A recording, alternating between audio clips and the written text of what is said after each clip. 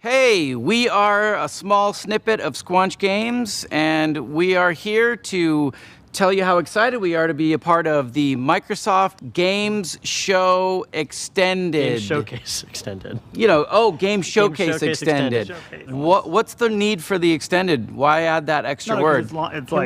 Is there one that's not extended? And that's why? We're getting nods. There is a not extended one, okay. And that one's just called without the extended.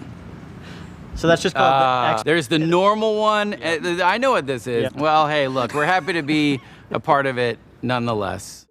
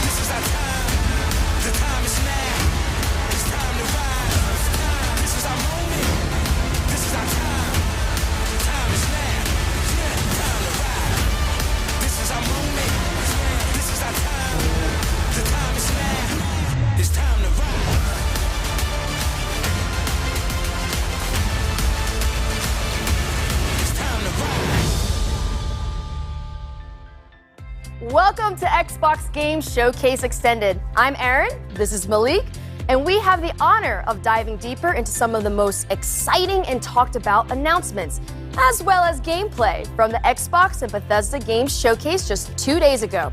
For the first time ever, the entire showcase was focused on games you can play over the next 12 months. That's right, Aaron. You saw world premiere gameplay from Redfall and Starfield, and today we've got Bethesda's own Pete Hines right here to tell us more. You'll hear from the renowned developers behind the brand new Xbox franchise, Our History Untold. Dive into Naraka Bladepoint with our partners at NetEase Games, and so much more. But first, we begin with a special look at how our fans got to celebrate the Xbox and Bethesda Games Showcase with a message from our very own Phil Spencer.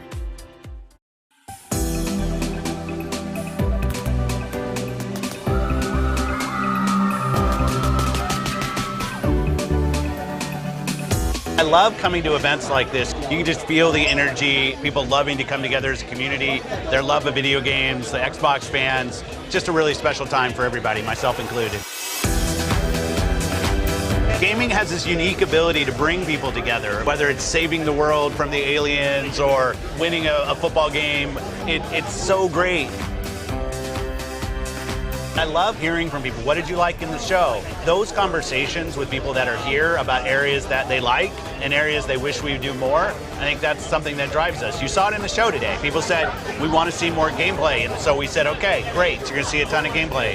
Yeah, I think this is our biggest lineup ever in terms of just diversity of different kinds of games from different kinds of teams, different genres. There's some franchises, Japanese franchises, don't always come to Xbox. We've been working on that. Today we obviously had Persona. It's important to us. We not only have all the games coming from our internal studios, but also great independent game developers that we work with around the world. So could not be more excited for what we're doing with Kojima. And he's got this really great idea for a game. And I want to be clear, because I know we say like experience and stuff. He's building a video game, but he has this real unique things that he wants to do in the game. And we said, okay, let's go do something together. And I'm just really proud to be in an industry that can be part of so many people coming together.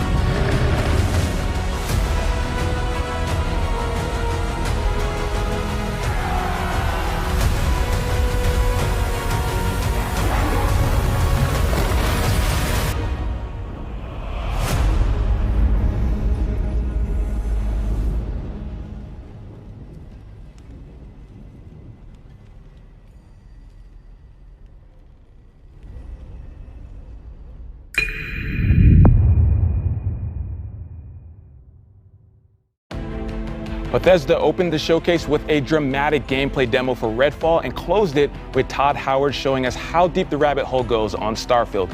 And we also got a sneak peek at upcoming expansions for Elder Scrolls Online and Fallout 76. Here to break it all down for us is the man, the myth, the legend himself, Pete Hines from Bethesda. Pete, how are you? I'm great. Good to see you. Good to see you as well. So about a month ago, you all announced some delays for both Redfall and Starfield. So I wanted to give you a chance to tell us a little bit about the decision-making process for that. Absolutely. Look, with all the time that goes into a game, it would be foolish to rush it out the door before it's ready. I think we have continued to sort of examine how we think about games and making sure that they are going to meet our players' expectations. Obviously, the last 2 years have really challenged us from a development standpoint. How we work now largely remotely, while a lot of our folks are not back in the office. And, that has an impact. I also think we've been thinking about things like release dates and when do we give those out and how do we make sure we give one out that we actually hit and don't have to change later. So it's not something we undertake lightly, but at the end of the day, I think what our fans expect, what Xbox fans, what Bethesda fans expect is a high quality game, and we want to do everything we can to give our teams the time to fully realize the games they're making. Yeah, and I think that's what it's all about, right? Like delivering an amazing experience for the players out there. And so, speaking of games, we're just going to jump into it. We're going to start with how the showcase started with Sounds good. Redfall. Now, before we even get into the game, Arcane's making the game, and I want you to talk a little bit about the pedigree of Arcane, just in case people don't know. Sure. These folks over there, they're doing their thing. Arcane Studios is known for really amazing, immersive sims. They do any number of things. If you play games of theirs, Dishonored 2, Prey, there's a lot of common threads you'll find in them. They create really amazing, believable worlds. I think that's a big part of their game is when you're in Dunwall or you're up on a space station in Prey, that it feels believable. There's a reason why things are the way they are. They're also a big believers in systems-based as opposed to scripted. So they really embrace player freedom and sort of giving players the tools to decide, you figure out how you want to complete this mission or get through this area. We're not going to tell you how. We're just going to give you tools and then give you the freedom to go and do. But, there's great characters and interesting story. They bring a lot of different elements and then really let the player create the experience they want. And that's what it's all about. Gamers have taken many games and made it their own. And I think the fact that Arcane is making the game with that in mind is super important. Now, how similar or dissimilar would you say this game, Redfall, is from the other Arcane games? Look, on the surface, it's a first-person shooter that you can play solo or with up to 4 players. And so immediately you might say, well, it's not a single-player game, so it must be wildly different. And don't get me wrong, there's absolutely ways in which it is different. But I think when folks play the game, and even when they see more of the game, I think they'll start to see all of those things about an Arcane game that they love and appreciate. Why it's won multiple Action Game of the Year awards for Dishonored 2, is their ability to bring all of those things together, really high level of polish, and let folks experience it. And so I think all of those things we talked about. If you want to play a game by yourself and get a great arcane story, you can absolutely do that in Redfall. But you can also do things that you haven't been able to do in an arcane game, like experience it with friends and find out sort of how the whole can become greater than the sum of the parts, like playing it off of each character's abilities. You saw some of that in the demo that we showed. I think the more that people appreciate that, you almost are going to want to try and play Redfall a couple of different ways. You might want to play it by yourself a little bit, play it with others, and it's a game that allows you to do either or both of those things, however you see fit. I'm glad you talked about playing with friends, because I'm taking applications for friends to help me get through Redfall. Can I put my name on that list? I'm down to a little... It'd be an honor. Pete. Keep me on that list. All right, we need to go explore Redfall together. I'm excited. I can't wait for that. And so let's talk a little bit more about the game. Now, between the trailer that we saw last year at the reveal, as well as this one that we just saw, I feel like Redfall reminded players of other co-op shooters, like Left 4 Dead, for example. What makes Redfall unique?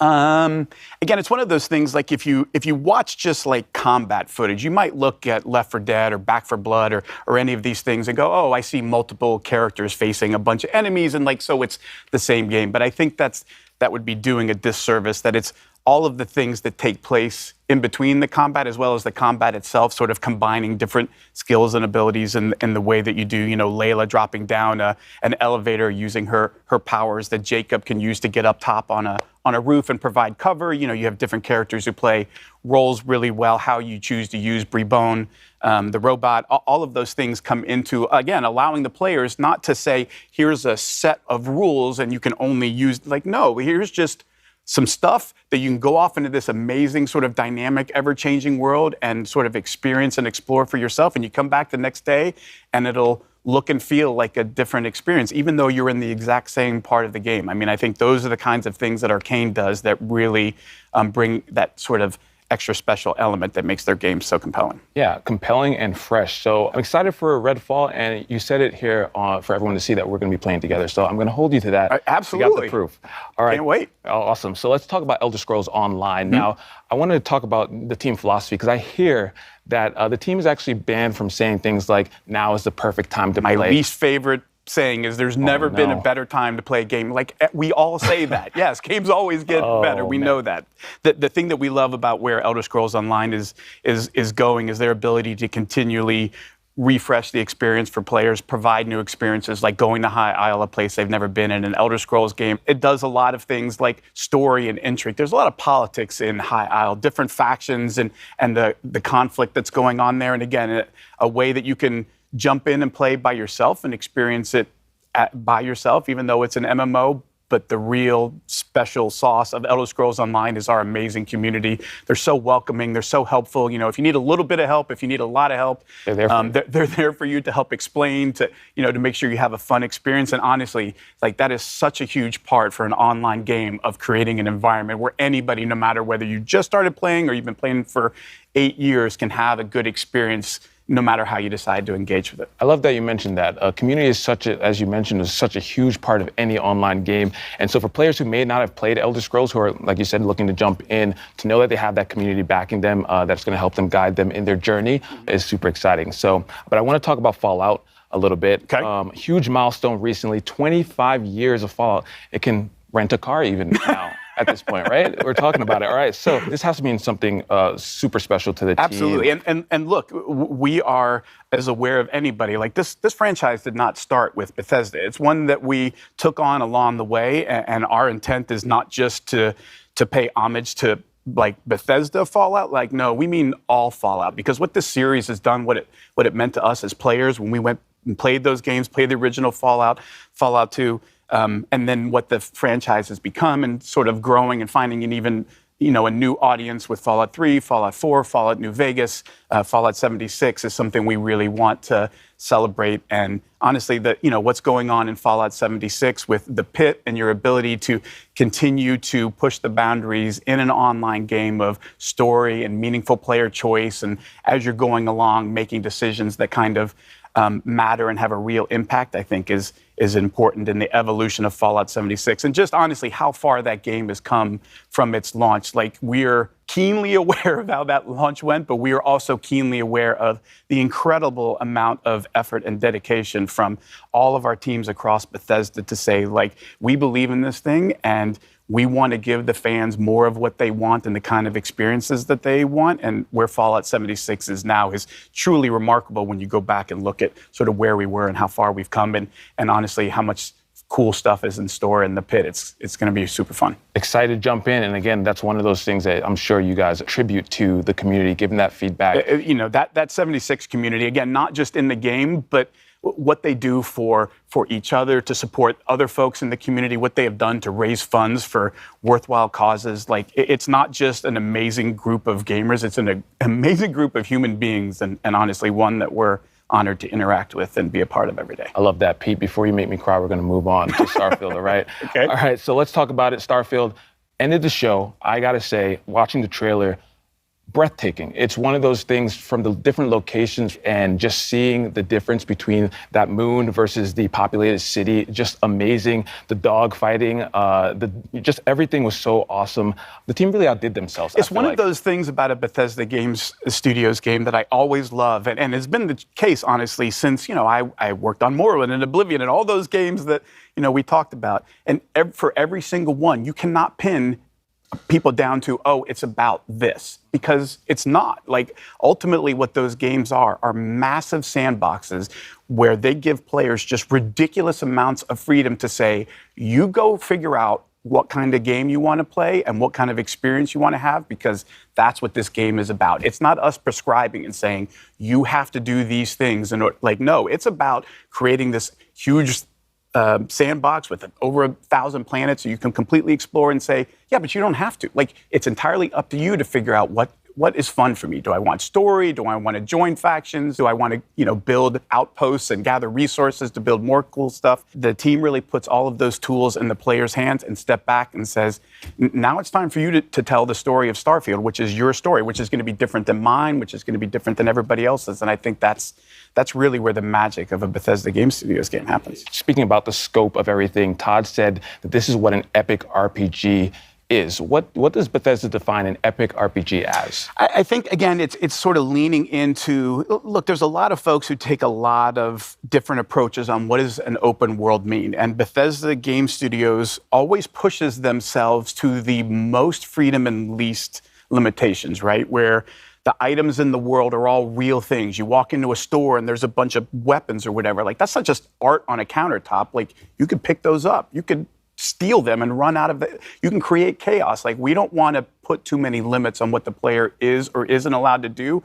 We love it when players say, I wonder what happens if, and then they try it. And then they get to see, like, oh my Lord, chaos ensued and it was insanity. Everybody was shooting at me. And like, that's, I think, the beauty of Bethesda Game Studios and the number of ways that they push for you to explore that, right? It's not just one, it's, you could spend thousands of hours doing nothing but shipbuilding and like focus that as all you're about, and that's okay. But you could also be about exploring every planet and finding all of the good, and that's okay. Or you could just play the main story and be like, I want a kind of experience that I'm guided through so that I kind of get to see stuff, and I might stop here and there. Oh, there's a cool side quest that I got, but you know, I want something that sort of leads me through, because I'm a little, you know, it can be a little daunting to say you can go do whatever I want. Like, ooh, I don't know what I should do. So some folks want a little bit of a guided path or to understand where the fun is, and no approach is wrong. Like, for me, that's epic, because it says we aren't putting any limits on what you can or can't do. We're going to set you loose and just sit back and watch the beauty that you create with your own stories and the way that you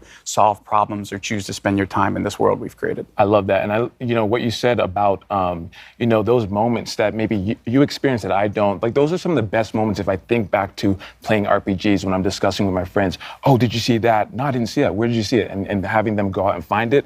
So I think that's going to be one of those things. We talk about that a lot, that sort of water cooler moment. Exactly. Of like, you come in the next day and you talk to everybody about what you did, and you were like, wait, I did that quest, but I did this completely different thing. And you sort of start to appreciate all of the choices that you could have made, you didn't even realize were an option. Like, oh, I didn't even think about doing that. Like, oh yeah, I just ran in and stole his ship and shot all of his crew members and took off. Like, you can do that? Like, oh yeah, you can do anything. Like that, I think that is a special part of a Bethesda Game Studios game. And when we say epic RPG, we mean all of the stories, all of them. All right, you just gave me some ideas for stealing people's ships. So I appreciate that. That's going to be top on the list to do in Starfield. Now, we saw quite a bit of combat and action in the game. That seems to also be, in addition to exploring and everything, that seems to be another huge focus of the game. Absolutely. I mean, look, if you look at a game like Skyrim, which like everybody's played Skyrim at this point, it can, a combat is a big part of that.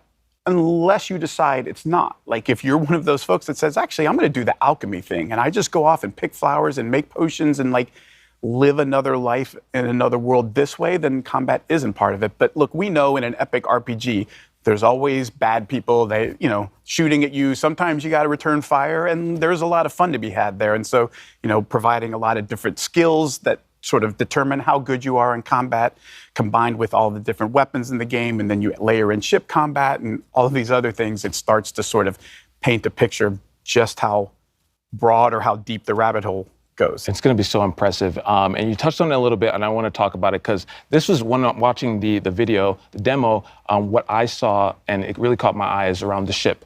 It's not just getting in the ship and that's your ship. There's so much behind it. Can you talk about it a little bit? Yeah, like every ship is customizable to the nth degree, and not just like cosmetically. I want my ship to look like this or look like that, though obviously that's totally a thing that you could do if all you care about is cosmetics. But it goes much deeper than that in terms of like what kind of shields you have, what kind of weapons you have, like what kind of ship are you building? What do you want it to be good at? What trade-offs are you willing to make or not? And then the other part of it is, of course, well, you can't just, it's a spaceship. Those aren't cheap. So you have to figure out, how am I going to do this? Where do I get the resources to build this stuff? What kind of, skills do I need to level up to improve different parts of my ship beyond, what I could do without those skills? So there's a lot of, again, choices in terms of you get to decide that, how much you want to put into that or not. Do you just want to give somebody money for the parts that you want? Do you want to build it? All of those things are sort of part of the fun of deciding how much do you want to interact with this and how do you want to interact with it. Absolutely. I mean, just as you mentioned, the scope, the level of player agency, something that I feel like is going to just make Starfield such a special experience. So between Redfall, ESO, Fallout 76, and Starfield, you all are just killing the game. Yeah, we got a few games coming out. It's going to be so great. Pete, thank you so much for stopping by. Thanks for having me. Of course, Pete. Now, coming up, we'll hear from our friends around the world, including Squanch Games, Obsidian Entertainment, Playground Games, and of course, Xbox fans like you. But first, let's hear from the creators of one of the world's most popular Battle Royale games.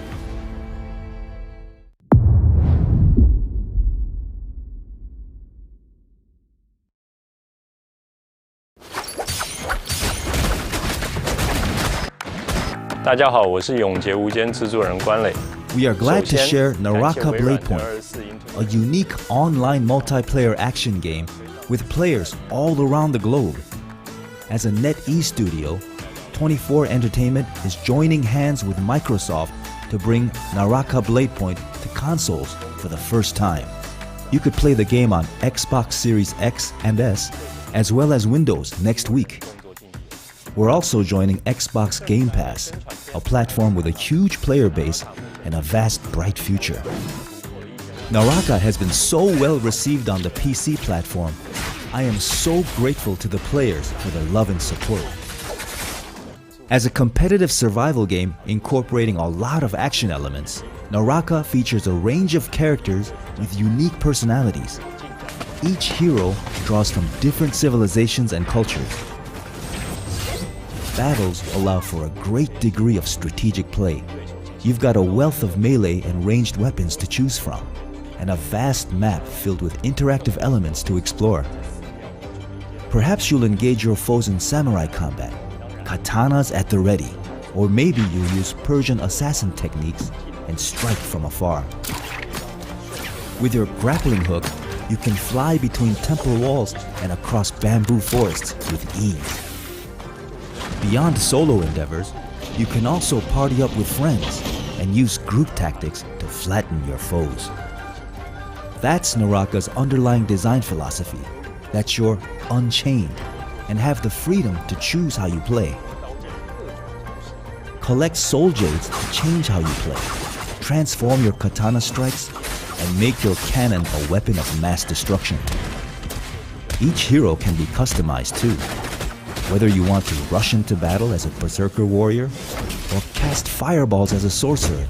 The choice is yours. We can't forget to mention our unique face customization system too. You'll never need to worry about running into a doppelganger on the battlefield, because you're able to edit your hero's features to your heart's content. You can even recreate your favorite faces. As we approach Naraka's first launch anniversary, we're introducing a brand new weapon, the Twin Blades, releasing together with the Xbox and Game Pass editions. Twin Blades strike with the speed of a raging tempest and sweeping blows. We've seen similar weapons in other games, but here in Naraka, it comes with a style all its own. Charging up strikes is usually a high-risk, high-reward move. With the Twin Blades, you can charge up while moving and keep your momentum as you unleash a flurry of combos on foes. Since its release, Naraka Bladepoint has launched its own faction clash game mode with Omni's Nightmare and the thrilling limited-time mode Shadow Surge. There have been many casual modes to play as well, but our community has eagerly asked for a campaign mode. We're always listening to our player base, and we're happy to announce that the wait is over. Players will see the first chapter of our campaign mode. Form teams of 3 to take on new enemy types and massive bosses. Disarming a boss won't be as easy as disarming another player though. PvP and campaign mode are two entirely different games. Further campaign chapters are also in the works, so we're eager to hear any feedback you have for us. We are also working on an Xbox One version and hope to see more players join Naraka later this year. Naraka is launching on Xbox Series X and S and Windows Store on June 23rd, and it's included with Game Pass at launch day. Now's your chance to dive into the world of Naraka Bladepoint. 快来体验我生无拘吧！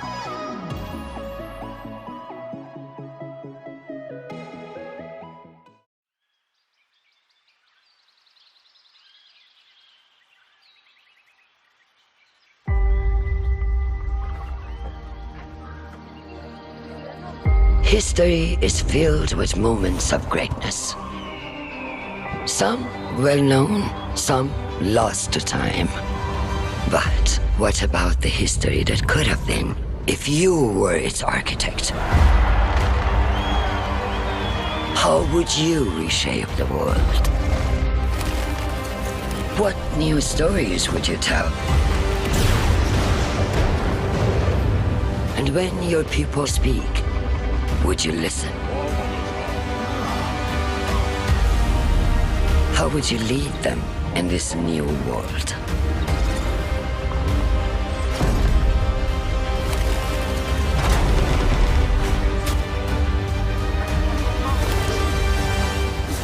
History is filled with moments of greatness, but these will be yours.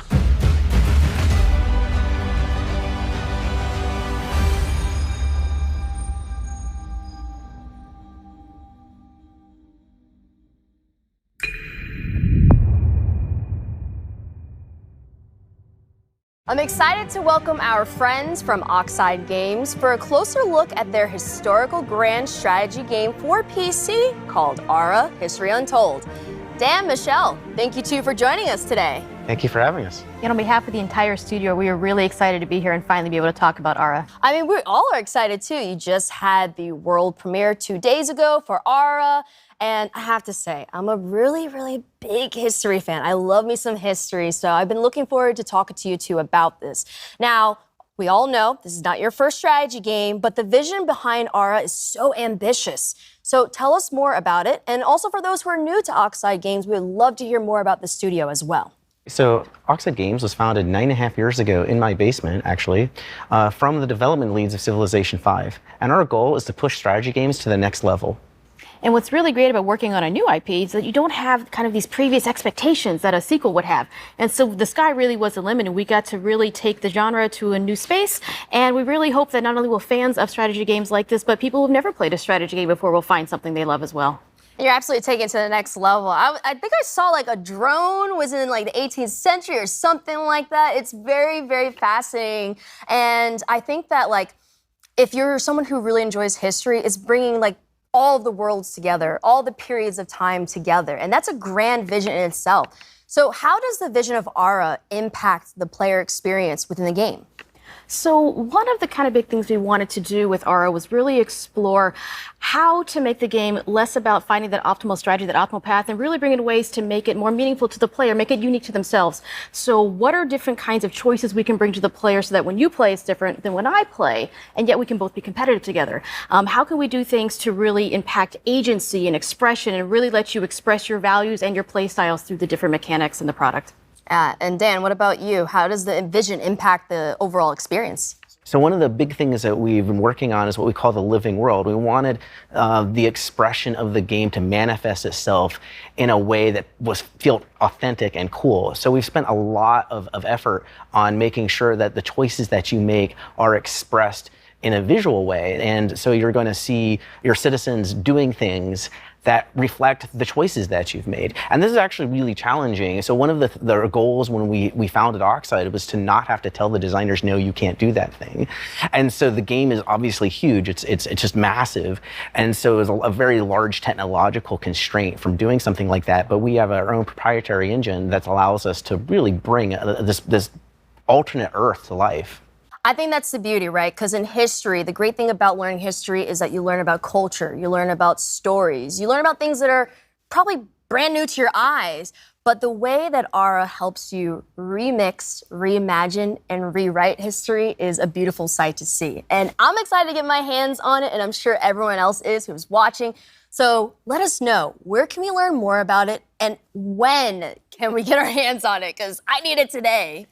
So if you head over to the website, you can sign up for the Insider program, which will give you a chance to join the technical alpha and play the game later this summer, which is super exciting because we've been playing it, all the time. And so now you have a chance to play.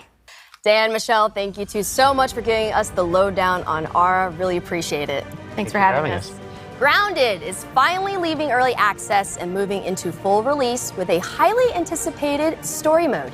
Here's Adam Brennicke and Eric Dorabella from Obsidian Entertainment to tell us more.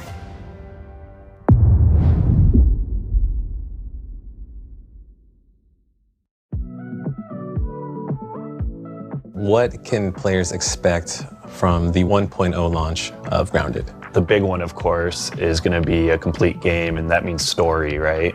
From beginning to end, you can play through, why are you here? Who put you here? Yeah, exactly. And how are you going to get home? And I think those are like the big questions that people are asking about Grounded. Originally, we really just wanted to make a survival game. And one of the jokes was, hey, what if we did backyard survival? Everyone was like, yeah, that's a very unusual idea, but I think there's something there. One of the things that we did early on was establish the art style of Grounded. Things started coming to life as we did the initial prototypes and seeing some of the cool things, like the first time we added the spider into the yard, seeing the reactions of people in the office, even jump scares, people screaming.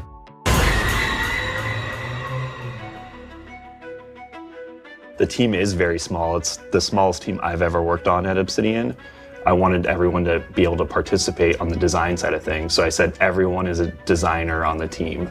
And I think that extends into our community and how we're building the game in game preview and early access. That's probably one of the big successes of the game, is how close we work with the community and take all their feedback and suggestions. I think it's super rad. For a game developer too, that is a huge, huge thing, just to get people's feedback constantly of what they're liking, what they're not liking. And all those adjustments just make a much, much better game at the end of the day.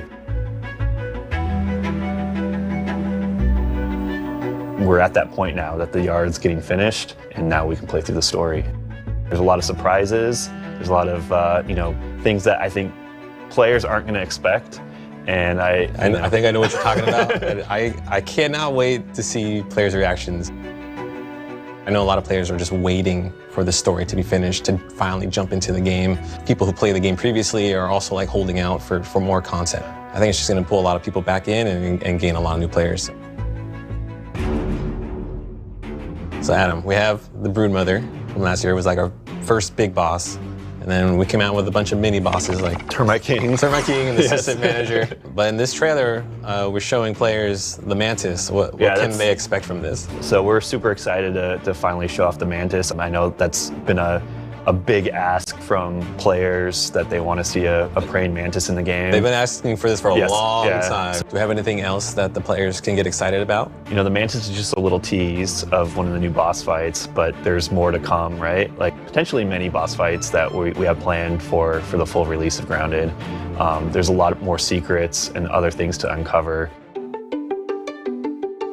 When we reached 5 million players, that was already super crazy. And then we hit the next milestone of 10 million players still being Xbox. Doubling it, right? Yeah, in Xbox Game Preview Early Access.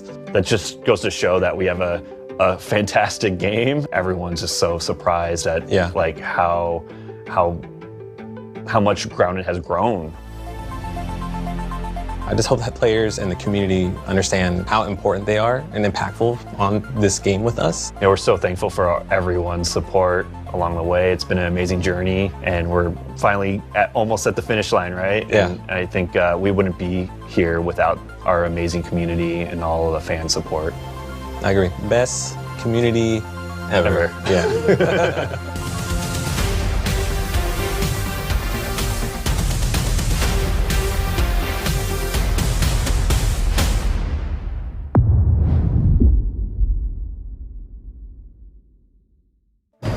So I got a call from my good friend York Newman, the head of Microsoft Flight Simulator.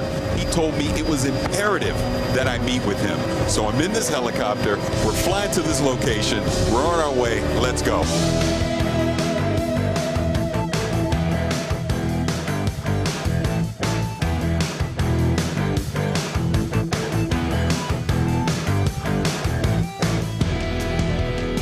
York! Hey, Paris, good to see you. Good to see you. Thanks for coming to DC, man. No, thank you. What am I doing here? Later. Let's get in. We don't have much time. Oh, okay. All right, Paris, right across the Potomac. That's where our contact is. Are we headed towards Arlington? It's still secret. I'm sorry. York, what is this place? Oh, you'll see. Let's go.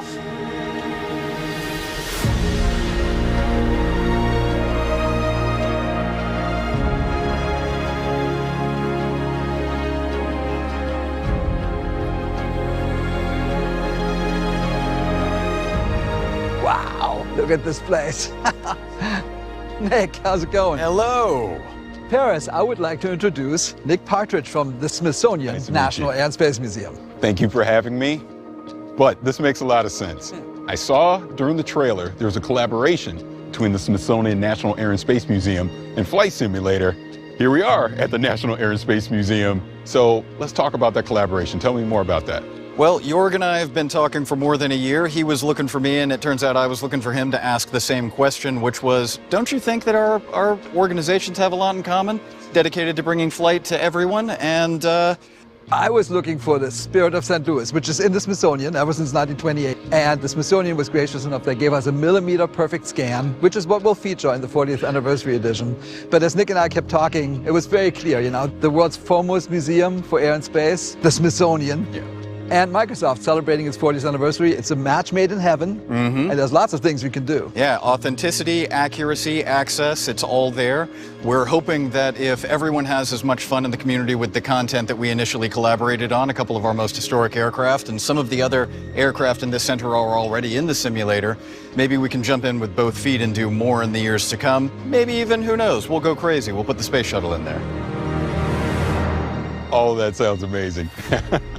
All right, you guys have never been here before, no, right? This is my first time. All right, so keep your eyes peeled, stick together, and Jorg, I've got something special for you right around here. Perfect.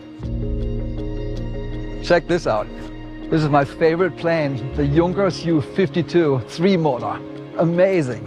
And that is an awesome plane. And as I look at all these planes around here, it makes me ask the question, are you going to put all of them in flight sim? Maybe not all of them, but we hope a lot of them. In the 40th anniversary that comes out this fall, we already have 3. We have the Wright Flyer, the Spirit of St. Louis, and the DC-3. And we hope to get a few more. As Nick and I were talking, There's a lot of things we could do. Yeah, we started with the most iconic ones, and who knows? There's no lack of opportunity.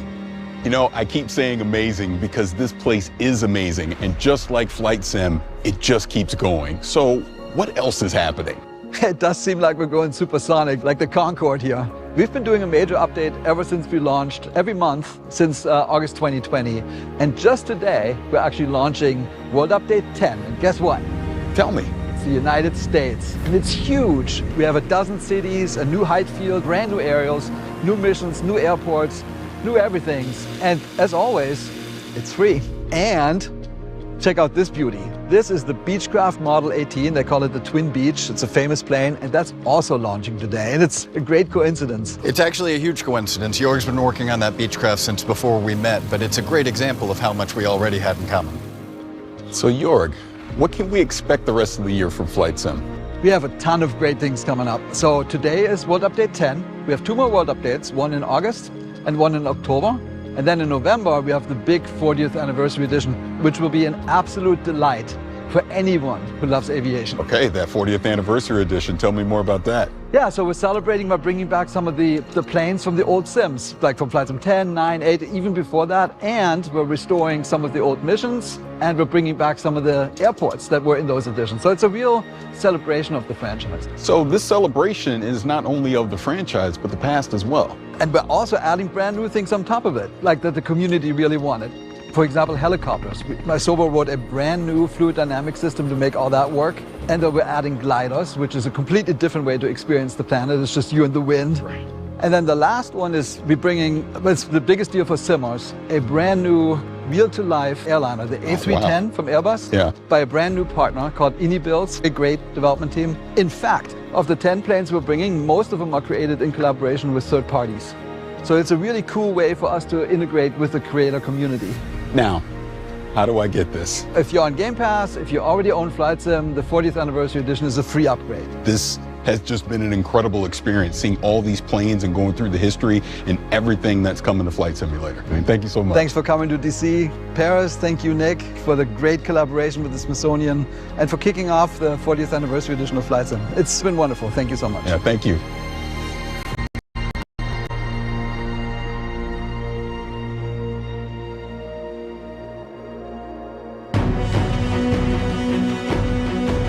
Today was a good day, but now I have a need for speed. I'm headed to the danger zone, baby.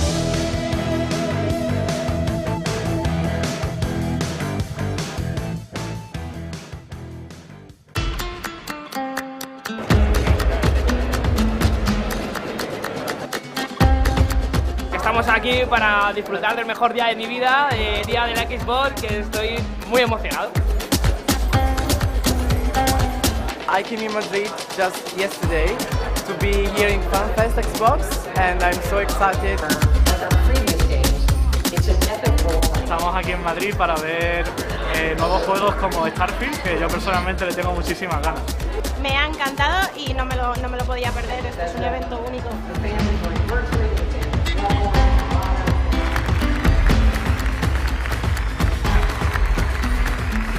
Why gaming? Just a passion. Son experiencias únicas. Me ofrecen algo que no encuentro en otro lado.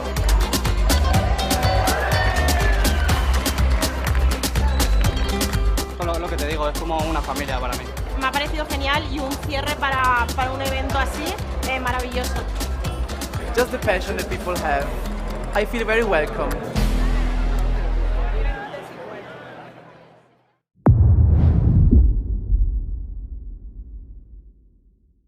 Hey, we're just a snippet of Squanch Games, and we're here to talk about High on Life, our new action-adventure, comedy, Metroidvania, first-person shooter that is nothing at all, a little bit like Microsoft Excel. All right, you're a bounty hunter now. You've got to help me rescue my friends. They're Gatlians, just like me.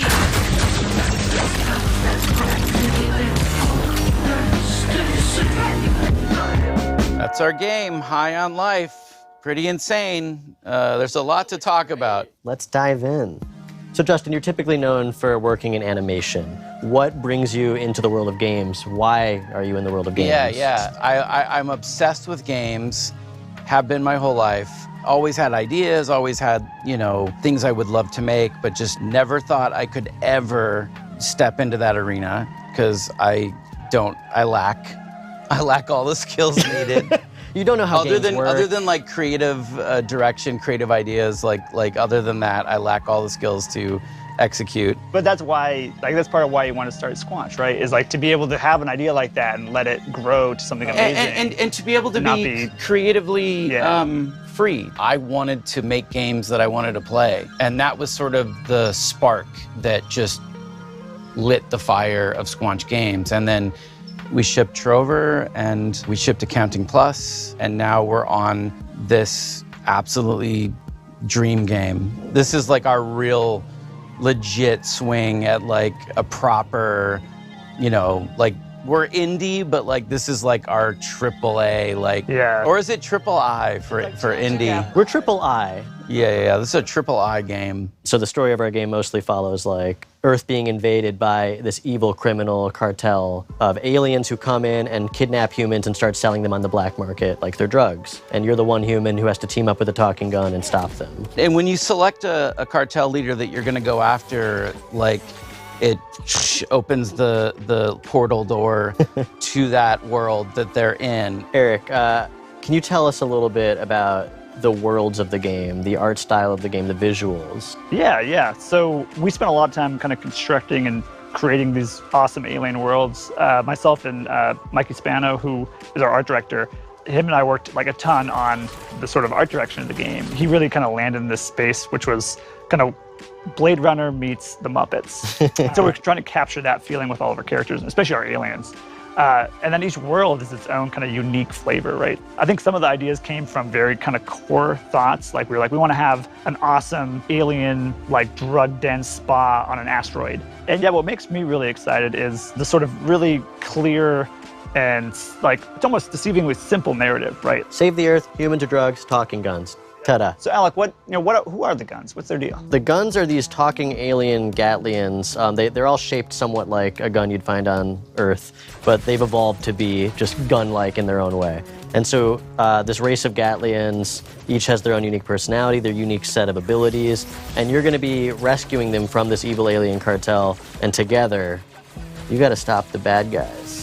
And get more Gatlians. Yeah, collect more Gatlians. Yeah, a lot of players are gonna have very different experiences depending on what gun they favor.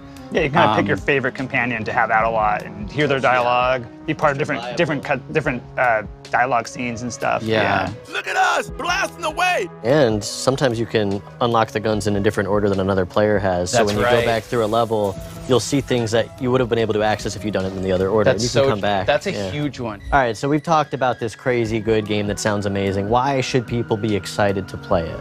As a studio, we are attempting to bring A-level adult comedy into video games. Something I love about Squanch is we would put a lot of effort into things that a lot of other studios wouldn't even bother with, like a single small joke that 5 players might find. Well, okay, now I can. I love that stuff. I love like edge casing and like what makes you remember a game. Yeah, like if a player's trying to break the game in a certain way and then you have an answer for that for them, that is like such a memorable and amazing moment. It's almost like watching TV, but the viewer is able to reach into the TV and poke a thing, and the character has to respond to that. And there's so much fun to be had for the most part. You can skip it all. We worked really hard on it if you want to skip it. Yeah, if you want to just like miss out on like, Yeah, if you're like a big dummy and you don't want to play the game at all, that's fine. We're not going to judge you. We're just going to be upset.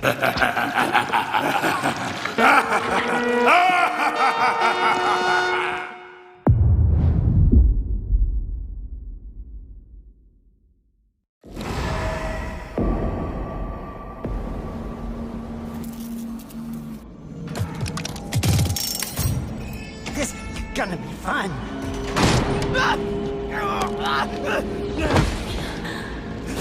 You know I can't let you leave.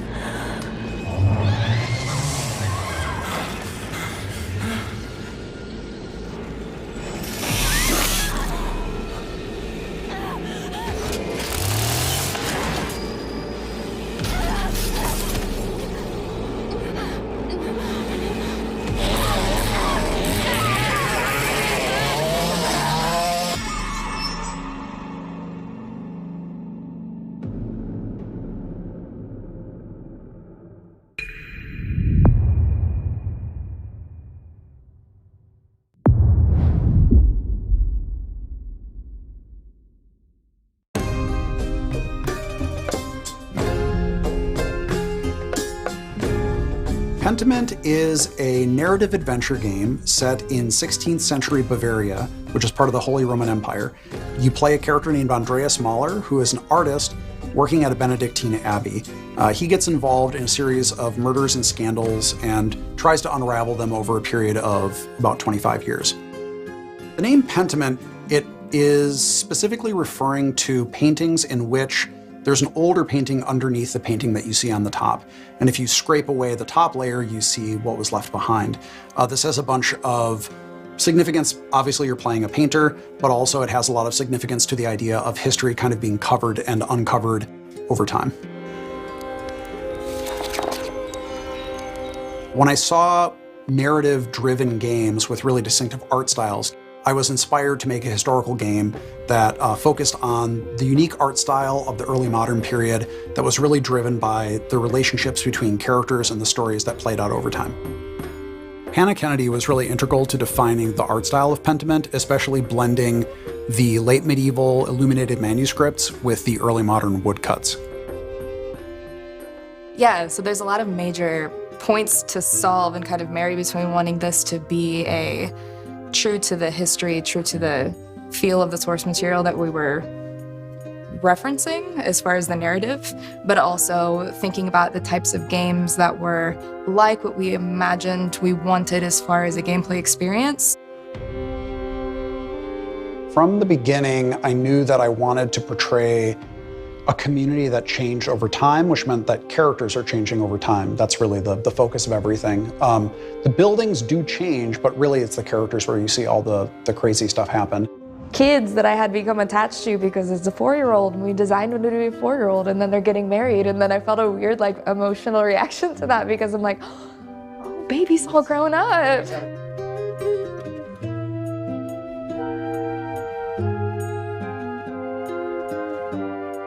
I think the 16th century has always been really interesting to me because it was a time of such social upheaval in Europe. I think when we look at social change in the past, it seems like it's a thing that always happens outside of our time. But right now, I think we're maybe more aware than ever that social change is happening constantly, and people are always struggling with it. It's always a difficult process. And so I hope that by looking at people from the past, we can see that even though the setting might be different and the specific issues might be different, ultimately, we always struggle with social change.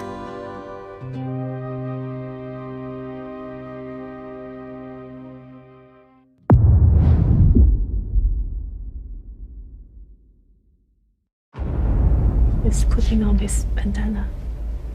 All right, let's do crime.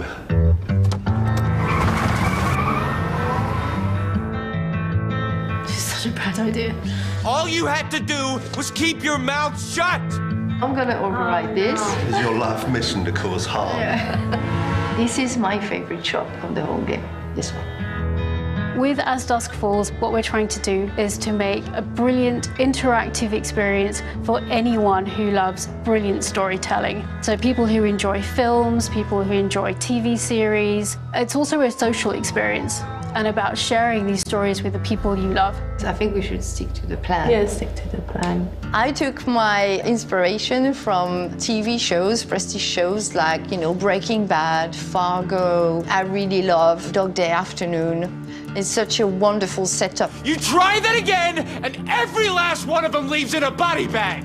When you write for interactive stories, it's all about the stakes. You want big choices, the tentpole ones that everyone will remember from the chapter they played, but also you weave in the smaller stakes, the drama bit, like the relationships. Are you gonna stay married? When you lost your job, this wall went up, and I missed you, okay? The game deals with very mature themes that you don't normally find in a video game. It really gives you agency over characters that are relatable, that are familiar to you. It's like an interactive story, but with the power of video game behind it. I only gotta yell and my brothers will come. Now hold your horses, young man. I think you should at least listen to what I have to say. In the first book, it's mainly structured around a hostage situation in a motel in the middle of the desert in Arizona, so it's a pressure cooker. You want your wife to live?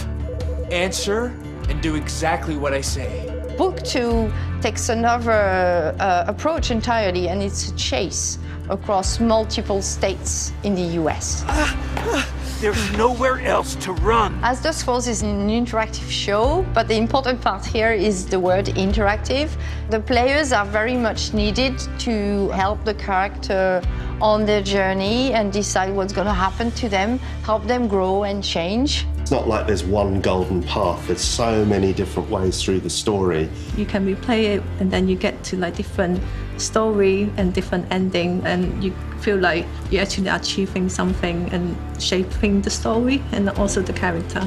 Some of your true self comes out into that thinking. I don't know, what would you do? I'll try to, yeah. And at the end of the game, when you play, we tell you about your playstyle, and it reveals something about the player themselves, their values, and the way they interact with the others that they played with.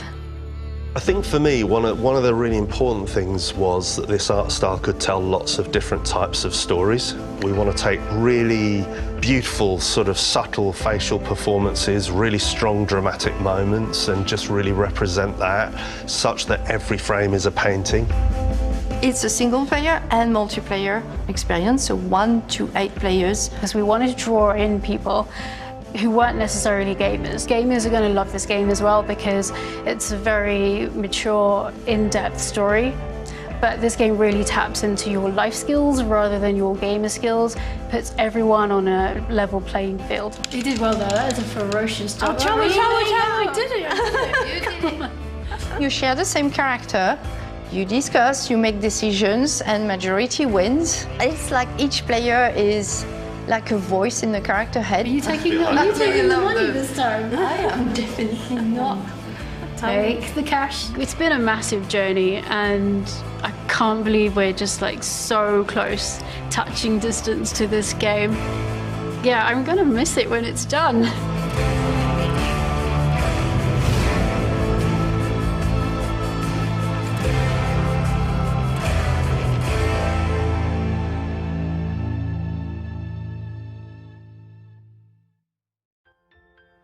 Let's check out what mysteries, adventures, and, of course, slimes are waiting for us in the new, vibrant world of Slime Rancher 2.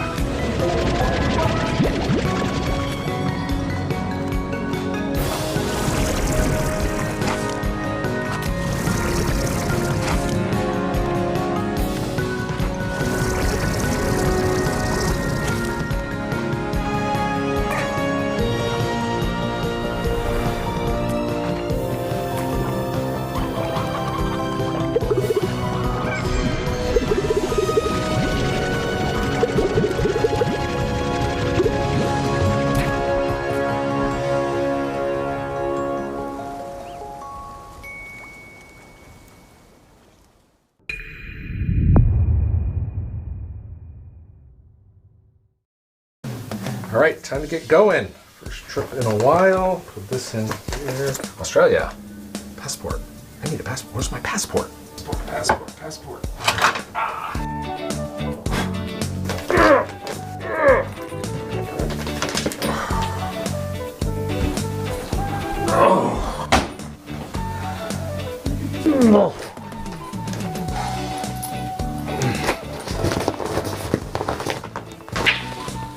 All right. Where's my Uber?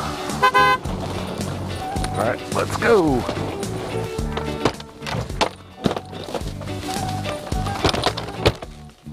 Let's go.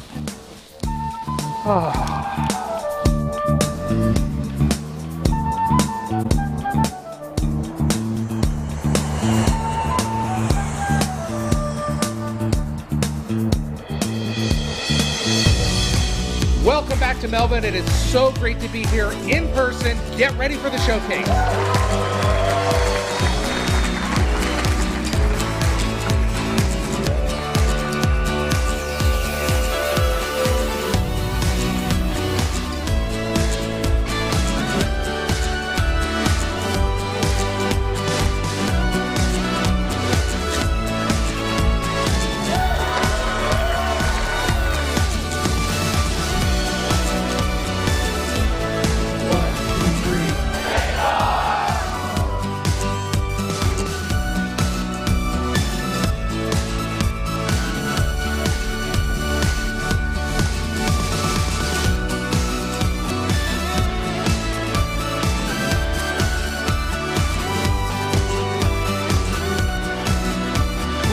Here in Melbourne with FanFest.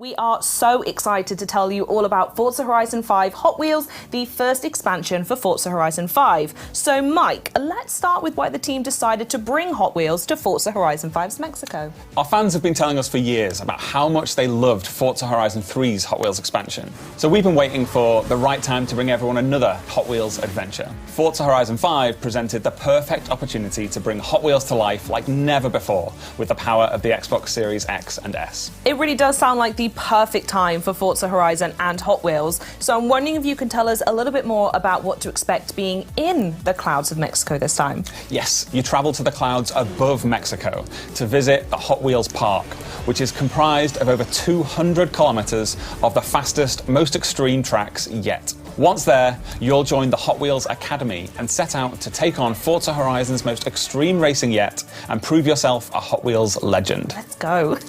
As well as the iconic orange Hot Wheels track, you'll take on new driving experiences across gravity-defying magnet tracks, as well as ice, water flume, and rumble tracks. So we spoke loads about biomes in the build-up to Forza Horizon 5's launch. Are we expecting something similar in Forza Horizon 5 Hot Wheels as well? Yes, so we're truly going to see the power of the Xbox Series X and S when we look at Forza Horizon 5 Hot Wheels' all new biomes. The amount of detail and diversity that we can pack into the 4 new biomes is breathtaking. We have the rugged Giants Canyon, where you'll hear the growl of your engine bouncing back off the intricately detailed rock formations. The Ice Cauldron, where frozen tundra drips into the glistening molten lava. In Forest Falls, you'll see a tree canopy towering over epic waterfalls. And finally, the visually stunning and exhilarating Horizon Nexus, where the Horizon Festival is suspended among a web of Hot Wheels tracks. And there's more, because new players can jump into Forza Horizon 5 Hot Wheels as early as possible during the main game's initial experience. And how are people going to be able to use Event Lab in Forza Horizon 5 Hot Wheels? So in Event Lab, you'll have the freedom to design, build, and share using the new Hot Wheels Creation Kit. That's over 80 new track and stunt pieces that instantly snap together thanks to our new building tools. You can then share your creations with the entire community for players to discover and play. We are anticipating our community building an ever-evolving catalogue of new player-created Hot Wheels events that everyone will enjoy. They all sound absolutely incredible, Mike, but I'm going to ask you the most important question in the room. Can you tell me a bit more about the cars? Yes. So we have 10 new amazing cars coming to the pack, including 4 new Hot Wheels cars, which have been scaled up to real-life proportions. We have the Diora 2, the Bad to the Blade, the Baja Bone Shaker, and the Chevrolet Hot Wheels Copo Camaro. Forza Horizon 5 Hot Wheels introduces the most extreme tracks we've seen yet in Forza. So we've added some new extreme track toys and hypercars to go with them. Love that. I want to call out the Hennessy Venom F5 and the Mosler MT900 GT3. Their speed is unlike anything we've seen before. So we know Forza Horizon 5 fans naturally love co-op, so how is that continuing in Hot Wheels? So, in a first for Forza, you can join up with your friends and play from the very start of the experience in co-op.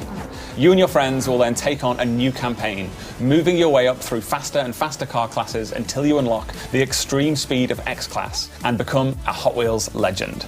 You can also choose to take on the world in Horizon Open or team up with your friends to take on a team of drivatars in the Horizon Tour. Ooh, I absolutely love that. Final question now, though. When can we expect to play? Yes, so Forza Horizon 5 Hot Wheels releases on July 19th on Xbox Series X and S, Xbox One, Windows PC, and Steam. Mike, thank you so much for joining me. This has been so much fun, and I cannot wait to play.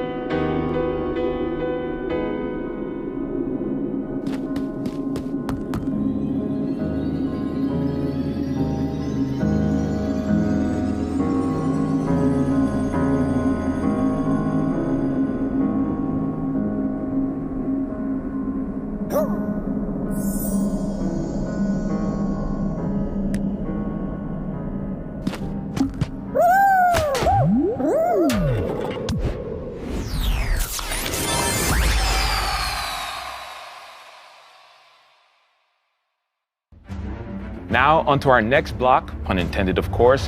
Minecraft Legends is the action strategy take on the franchise you never knew you needed. I'm here with Dennis Rees from Mojang Studios, who has just released the world premiere trailer of Minecraft Legends. Dennis, welcome to the show. Thanks for having me, Malik. So happy to have you. I mean, this is a really exciting time for the team. Let's talk Minecraft as a whole, though.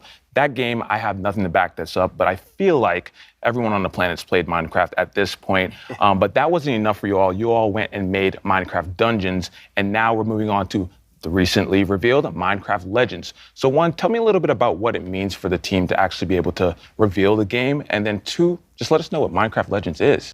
Well, we are so excited to finally be able to talk about this game with the world. We've been working on this game for some time now. Minecraft Legends is an action strategy game. Is set in the Minecraft universe.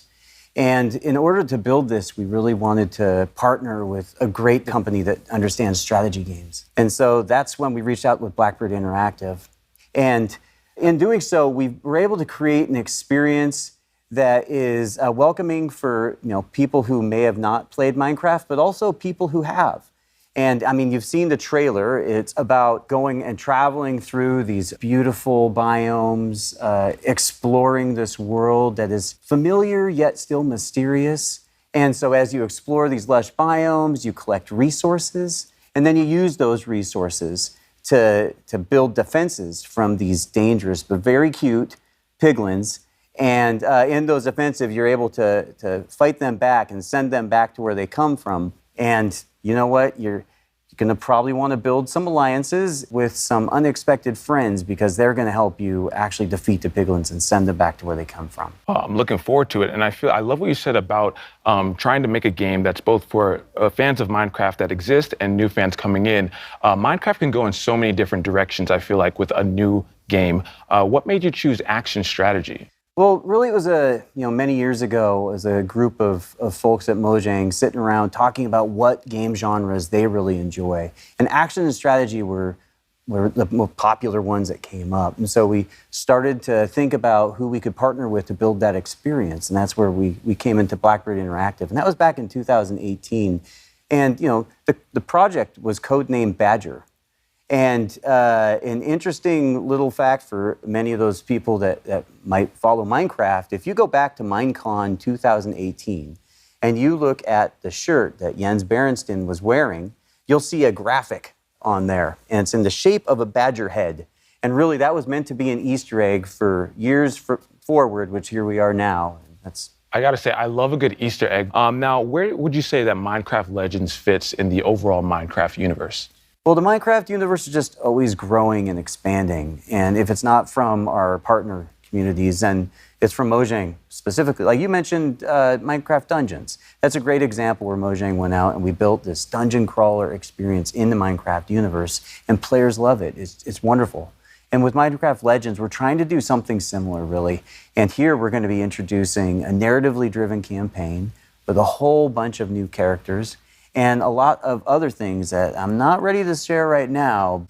Dennis, I thought we were friends. You can share it with me and everyone watching. No? Okay, I won't pry anymore. But tell us when the game is coming out and where we can keep up to date. It's coming out in 2023 on PC and console on Xbox Game Pass. And if you want to know more, just follow us Twitter or jump on Minecraft.net. Dennis, I'm so excited to jump into Minecraft Legends. Thank you so much for stopping by and giving us the lowdown. Thanks for having me.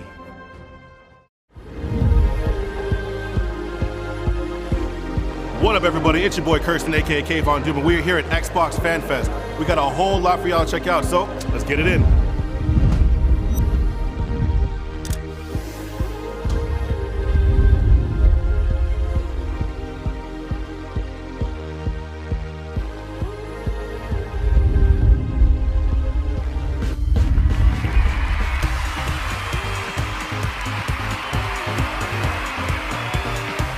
They asked me what year Halo came out, won this sweet jersey. I couldn't believe when I was here on site that I would get to meet the real Master Chief. Experience here, out of this world. It was really cool to see. I'm gonna go get my nails done because they have a nail station and these things need to be painted. Redfall looks dynamite, and come on, Diablo 4. Oh, it's so, why are you so gruesome? All bloody things. No, but it's great. I love it. What a day we had today. Thank you, everybody, for showing up to Xbox Fan Fest Toronto. Had a lot of fun, saw a lot of games, great experiences overall. Catch you in the next one. Here we come. Are you ready for more? It's that thing we got. Coming in real hot. We breaking down new ground, whether you ready or not. Start it up. Do it like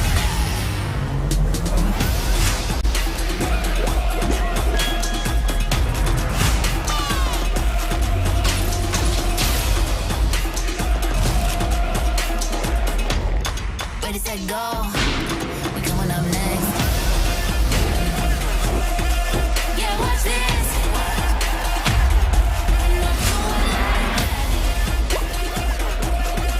Yeah, watch this. Do it like that. Yeah, right now it's that move. Go and do that thing you do. Turning heads, you make them look. Yeah, they got their eyes on you. Set it up. Ain't seen nothing yet. Ready, set, go. We coming up next. Yeah, watch this. I'ma do it like that. Yeah, watch this. I'ma do it like that. Do it like that. I'm joined now by Sarah Bond, who leads the gaming ecosystem organization here at Xbox. Sarah, it's so great to have you. It is awesome to be here and so good to see you too. Yes, I'm super excited for this conversation because as we know, game creators are crucial to Xbox's success. And whenever you talk about them, it's with such passion and tenacity. I love it. And it sounds super important to you and the rest of Team Xbox. So my question to you is, how do creators inspire the work that you and your team do? The creators are just the bedrock of everything we do on my team. You know, when you really think about it, where gaming really comes from is it starts with someone who has a creative idea that they choose to put into a game that we all get to experience and enjoy. And that's really the bedrock of our industry, of what motivates us, is to help those people, those developers, bring their stories out. And we think about it in three ways. You know, how do we create a vibrant and engaging gamer community for them to come to through Xbox? What are the set of tools and services that we give them that make it easier and faster and more affordable for them to make a game? And how do we create a range of business models that they can use? Because a business model really enables them to perform all sorts of different types of innovation. Yeah, business models, tools, resources, all these provide choices, and it's increasing these choices for not only the developers, but the players themselves as well. Yeah. For example, you and your team just announced a new feature that's going to bring game demos to players. Can you tell us a little bit more about Project Moorcroft? Project Moorcroft. Ooh. I know. I love these project names. I wish they would just let me name it, but Yeah, they just won't. say it. I know. You know? They won't. Can we change that? Well, look, we were sitting around as a team and we were thinking about some of the things that we've always loved the most about the gaming industry. And one of them was, remember when you would go to like a show like PAX or E3, and you would go to the show floor and you get to play a demo or a piece of a game, and the developer would be right there next to you, talking to you about their experience, asking you to try things out, asking you your feedback. And that was one of the things I loved the most about those experiences. We just don't have them as much anymore, you know, in the way that the world has evolved. And so we thought, gosh, how can we make Game Pass like that? Like, how can we use the power of Game Pass and all of the great discovery and player engagement that is in it and have it create for creators that opportunity to engage with fans early as they're creating their game, and also for players to get to experience something that they're really anticipating. And so that's what we're going to do. We're actually going to have a program that enables developers to take a piece, a level of their game, and put it into Game Pass so that they can get that great feedback and players can engage with them. And we know it's a lot of work sometimes for developers to do that, so we're also going to compensate them for their participation in the program. And I'm so excited for what's going to come when we launch that. I think the one thing that we all miss is that connection, right? And now that we are able to come back into conferences and stuff like that, we still need to deepen it, because by deepening that connection, you're diversifying the voices, and then that in return helps to diversify the games and bring diversity into games. Completely. So how will Microsoft help to further that front? Yeah, we think about it all the time, frankly, as Microsoft, as Xbox, in my team in particular, because creators is core to everything we do. You know, if you think about a game, it enables you to experience a perspective, a point of view, in a way that is deep and immersive, unlike any other form of media. So the importance of everyone having an equal opportunity to share their story and their perspective through a game, and what it means to shaping our perceptions, to what we talk about, to what we believe, to broadening our perspectives, is critical. And we think about that all the time. So what we've done as a team is we're continuing to expand the set of developers who we're engaging with and bringing them into the Xbox ecosystem. We've actually more than doubled the number of developers that are making games for Xbox, and we saw lots of those games in the last day, which has been pretty cool. And the other thing that we did this year is, for the first time ever, we actually have a presence in Africa. We have our first Xbox employee in Africa, specifically dedicated to working with creators in the region. So what message would you like to leave for creators who are interested in starting in the industry? Yeah, I get that question a lot. People say to me, gosh, I would really like to be part of the gaming industry. I'd love to make a game. How do I break through? How do I get involved? And I say, first of all, network. Talk to people, meet people, connect with people, just how you and I connected actually at an industry event, which we met at, which was super fun. You know, build that network and that connectivity, because it's so critical in every industry, but I think particularly in gaming, right? You know, go to industry conferences like GDC, meet people, learn, try that out. And if you're interested in making a game for Xbox, you can actually go to github.com. You can actually download the Xbox Game Developer Kit and get started. And once you have a game concept, you can also submit it online through id@xbox.com, and then you can self-publish to Xbox, which is another great way. And of course, if you actually want to get involved in the industry, all companies are great, but I highly recommend you check out coming to work at Xbox. I'm biased, obviously. I mean, yeah, you have every right to be so. Sarah, thank you so much for joining us today. And also, thank you to all the viewers for tuning into Extended. We've heard from so many amazing developers on today's show. Now, before we finish, is there anything else you'd like to share with us? We were talking earlier about the importance of people being able to tell their story through a game and how incredibly powerful it is. I mean, when we were talking about that, I was thinking about an experience we've had as a team that's been very touching for me. So, a couple years ago, we started really consciously extending the depth and breadth of content that we have in the Xbox ecosystem. And it was through that I got to know the team making Stalker 2 really well. And I actually got to intro that game last year in the Xbox Games Showcase, and it was just incredible. And the thing was, when I was looking at that game last year, and I was looking at the story that they were telling, and they were talking about the beauty of the land and their dedication to their culture and their country, and I thought, wow, this is a cool game. This is a compelling story.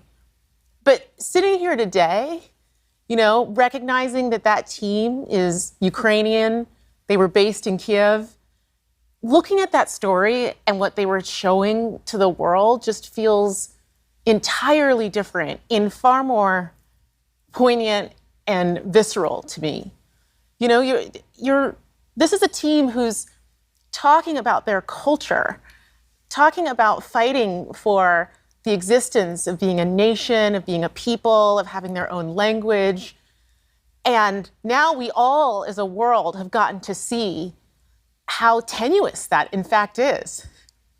And it's an honor, frankly, to be part of this industry and to have the opportunity to uplift their voices and to let their story be told through a gaming experience, especially knowing what we know now about the situation in Ukraine. And as part of that, they actually shared with us something that they wanted us to share with all of you today as part of the show.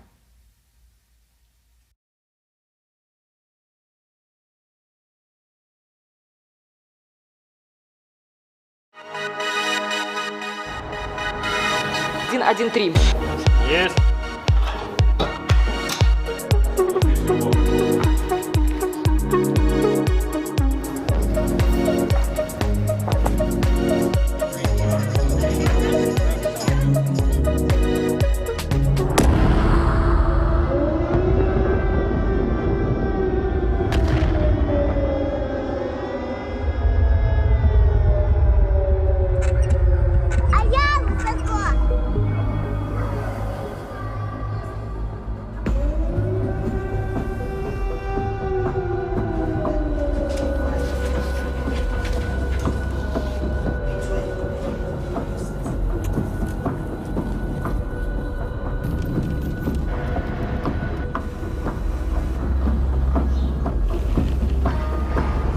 Здесь кипела работа, идеи, она не останавливалась. 3 месяца назад началась война России с Украиной.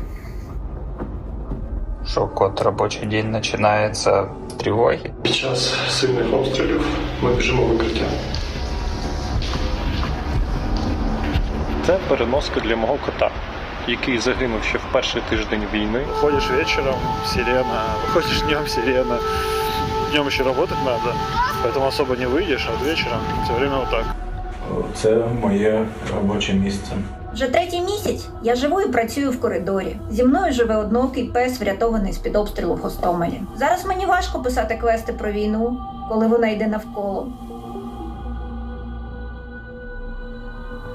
Так працює в переривах між сиренами і волонтерськими задачами. Світ ще побачить, наскільки в нас класна культура і в тому числі, наскільки класні ігри ми можемо робити. Меня зовут Александр, я являюсь сотрудником компании ЖСК. Я с Мариуполя. С начала боевых действий была потеряна связь с моими родными и близкими. И это непередаваемое, ужасное чувство, когда ты не знаешь, живы они или нет. Я Дмитро Ясенєв, розробник Сталкера. Ніколи не міг уявити, що в 21 столітті в центрі Європи може статися повномасштабна війна. Я Олексій Іванов, ком'юніті-менеджер проекту Stalker 2. Весь зброю в руках захищає свою країну від російської агресії. Привіт, я Макс, наративний дизайнер гри Stalker 2. Після перемоги я до неї повернуся. Побачимось на релізі. Слава Україні!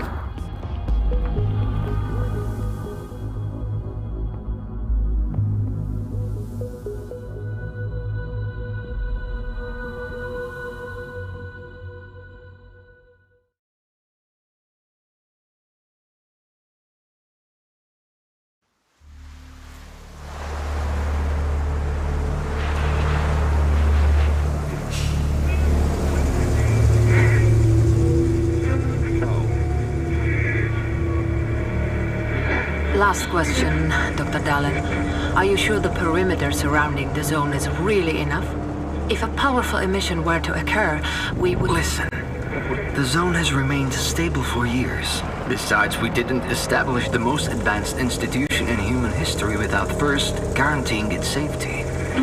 As the head of the Scientific Institute for Research of the Chernobyl area, or CIRCA for short, I believe the wonders that we will bring to the world far outweigh the potential risks. How big are these risks exactly? The zone reveals a whole new world. We can stick with the old one, fearing change. But tell me, do you want our descendants to remember us as cowards? Or as those who dared to venture forward to a new, better humanity?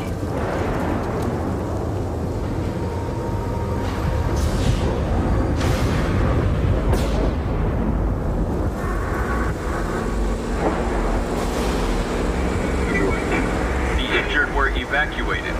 I remind our listeners that a similar incident happened in our region quite recently, ruining homes and livelihoods.